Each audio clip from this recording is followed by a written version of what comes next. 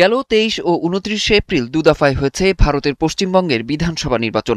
এরই মধ্যে নির্বাচনের বেশ কয়েকটি বুথ ফেরত জরিপের ফলাফল সামনে এসেছে, যেখানে বিজেপিকে জয়ী হিসেবেই দেখা যাচ্ছে। এতেই দুশ্চিন্তায় পড়েছে রাজ্যের ক্ষমতাসীন দল তৃণমূল কংগ্রেস।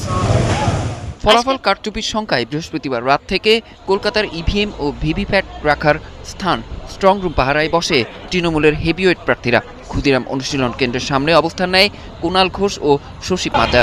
দেখতে দেবেন না, বলছেন মেল করেছি, তাহলে মেলটা করলেন পোস্টাল ব্যালটের নামে কোথা থেকে কি কাগজ ঢুকছে তাও তো সেটা বোঝা যাচ্ছে। তৃণমূলের এই পাহারার খবর পেয়েই মাঠে নামে বিজেপি। মানিকতলার বিজেপি প্রার্থী তাপস রায়ের নেতৃত্বে কর্মী সমর্থকরা সেখানে পৌঁছালে পরিস্থিতি রণক্ষেত্রে পরিণত হয়। দুপক্ষের স্লোগান আর পাল্টা স্লোগানে উত্তপ্ত হয়ে ওঠে এলাকা। তাদের ছত্রভঙ্গ করতে লাঠিচার্জ করে পুলিশ ও কেন্দ্রীয় বাহিনী।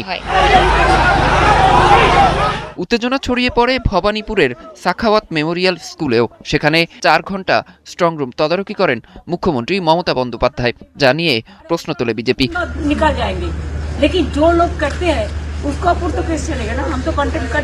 পরিস্থিতি হাতের বাইরে যাওয়ার আশঙ্কায় কড়া পদক্ষেপ নিয়েছে কলকাতা পুলিশ। স্ট্রংরুমের ২০০ মিটারের মধ্যে জারি করা হয়েছে ১৬৩ ধারা। ৫ জনের বেশি জমায়েত, মিছিল বা অস্ত্র নিয়ে প্রবেশ সম্পূর্ণ নিষিদ্ধ করা হয়েছে। নির্বাচন কমিশন জানিয়েছে ইভিএম সম্পূর্ণ সুরক্ষিত। সিসিটিভি ও কেন্দ্রীয় বাহিনীর ৩ স্তরের নিরাপত্তায় মুড়ে ফেলা হয়েছে স্ট্রংরুম এলাকা। আগামী ৪ মে জানা যাবে কার মাথায় উঠছে বাংলার মুকুট। তার আগে ইভিএম পাহারাকে কেন্দ্র করে যে রাজনৈতিক পারদ চড়ছে, তাতে গণনার দিনটি কতটা শান্তিপূর্ণ হবে তা নিয়ে শঙ্কা দেখা দিয়েছে। অরিসুল ইসলাম, ৭১।